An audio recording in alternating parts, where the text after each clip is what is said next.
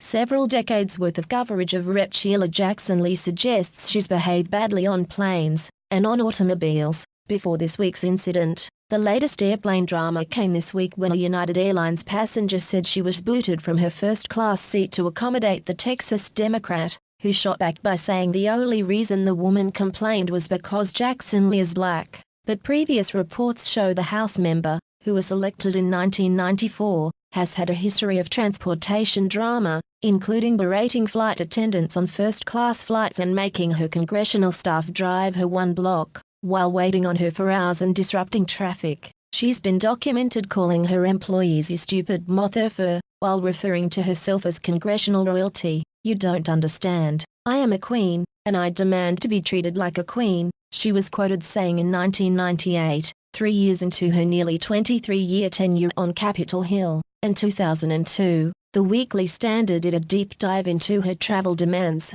The Congresswoman, the article noted, lived about 200 paces from her Cannon-building Capitol Hill office, though still insisted on a ride. On December 6, 2001, a blue Ford Contour with government plates pulled up to her apartment building where it idled for 23 minutes, blocking rush-hour traffic in the meantime on one of Capitol Hill's busiest streets, the Weekly Standard said. When the Congresswoman appeared, an aide opened the car's doors for her and waited while Jackson Lee stood outside the automobile to take a phone call. Then an awkward moment ensued when Jackson Lee stared her staffer down until the Congresswoman's jacket and shawl were removed. In a 2011 article in the Daily Caller, drivers for the lawmaker said she demanded that they run red lights and on-highway shoulders, antics that caused one accident. Jackson Lee was screaming at a staffer to drive faster when the aide turned too sharply and ran the car into a wall, the Daily Caller reported. While her time was previous, staffers testified theirs was not. "Whatever time she told me to be there, I would always show up at least 20 minutes later, and expect to wait at least 45 minutes, one of Jackson Lee's drivers told the Daily Caller. "She was making me wait in the car, sometimes upwards of 5 to 7 hours per day. Idling the car so much started to damage its engine," my mechanic friend said. "You know, your car looks like you've driven it twice the miles you have," the staffer said. Before this week's United debacle, Jackson Lee had a tense relationship with Continental, the Houston-based carrier that merged with United in 2010. Jackson Lee's staff would book seats on multiple flights for her weekend trips back to Houston, allowing the Congresswoman to pick the trip that would best fit her schedule. This, however, would leave the airline in a bind, the Weekly Standard noted, as Continental wouldn't be able to sell off the premier seats she didn't use. And while Jackson Lee would book coach tickets, the Congresswoman was often bumped to first class. In February 1998, while sitting in first class, Jackson Lee famously berated a flight attendant over her meal choice not being available on the particular plane she chose to fly home on.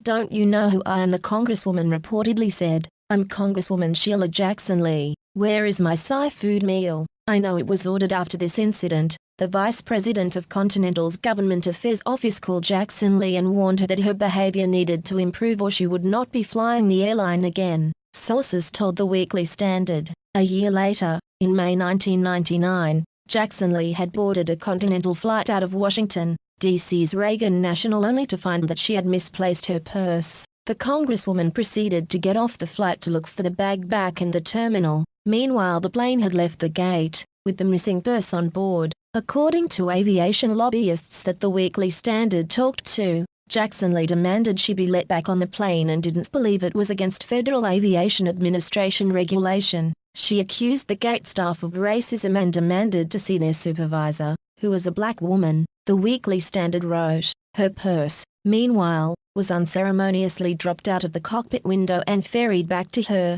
18 years later, many of the themes remain the same as Jackson Lee pointed to racism as the crux of the problem, protesting she did nothing wrong when she was bumped to a white woman's seat on December 18 on a flight from Houston to Washington, D.C. Jackson Lee was put in seat 1A, which was originally paid for by a John Marie Simon, a schoolteacher from Washington, D.C., who has accused the airline of evicting her from the seat so they could give it to a member of Congress. The Congresswoman said in a statement Tuesday that she is upset she has to respond to allegations that she demanded special treatment. "Since this was not any fault of mine, the way the individual continued to act appeared to be, upon reflection, because I was an African American woman," seemingly an easy target, along with the African-American flight attendant who was very, very nice, the 67-year-old Democrat tweeted Tuesday. But in the spirit of this season and out of the sincerity of my heart, if it is perceived that I had anything to do with this, I am kind enough to simply say sorry. But as an African American, I know there are too many examples like this all over the nation. Simon claims that after an hour-long weather delay, United carelessly tossed her out of her first-class seat to make way for Jackson Lee, saying in a Facebook post that she saw a uniformed airline employee pull the Congresswoman from the boarding line and escort her to a first-class seat. Then Simon, who was on the second leg of her return flight from Guatemala, said she went to the gate to board and was told her ticket wasn't in the system. When the attendant asked her if she had cancelled her ticket, Simon replied, "No, I just want to go home." After she was seated, she claims she was told by another passenger that her original seat was occupied by a congresswoman and that he had seen her do it twice before. The airline compensated her with a $500 voucher and another ticket for that flight in Economy Plus. And on Monday, United again apologized to her and said they would reimburse her with a second $500 voucher. Immediately after the incident, the airline denied Simon's claims. After thoroughly examining our electronic records, we found that upon receiving a notification that Flight 788 was delayed due to weather, the customer appears to have cancelled her flight from Houston to Washington, D.C. within the United mobile app, United said in a statement. As part of the normal pre-boarding process, gate agents began clearing standby and upgrade customers, including the first customer on the wait list for an upgrade. Simon denies the airline's claim that she cancelled her ticket and claims United staff threatened to remove her from the flight for complaining and for taking a photo of Lee in her seat. The teacher said she has screenshots of her United app that shows a cancelled flight to Houston in August during Hurricane Harvey when she was supposed to visit her daughter, according to the Houston Chronicle. United says the screenshot wouldn't show December 18th flight as cancelled because Simon did eventually end up taking the flight, and regardless of the turnout, Representative Jackson Lee said she did nothing wrong. "I asked for nothing exceptional or out of the ordinary and received nothing exceptional or out of the ordinary.